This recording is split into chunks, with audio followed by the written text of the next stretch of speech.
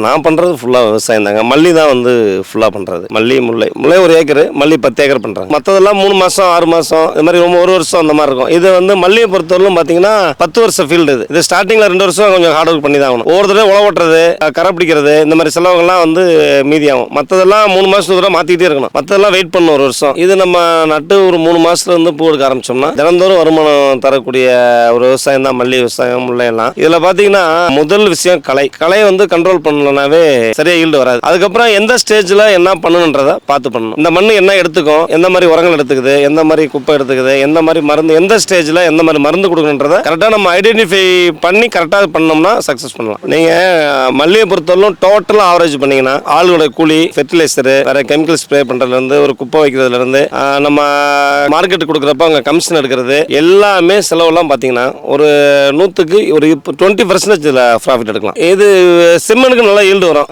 சாதாரணமாகவே மல்லி வந்து எல்லா மண்ணுக்கும் வரக்கூடிய விஷயம் தான். இப்போ முல்லை இல்லை அப்படின்னா மல்லி ஸ்டார்ட் ஆகும். ரெண்டுமே ஆவரேஜ் ஆகும். ஆமாம், மீதி இருக்க டைம் அப்பவும் சுத்தமாக வந்து ஈல்டு இல்லை அப்படின்ற பட்சத்தில் களை எடுக்கிறது, ஒரு குப்பை வைக்கிறது, இந்த மாதிரி வேற வேலையை மாற்றி கொடுத்துருவேன் நான்.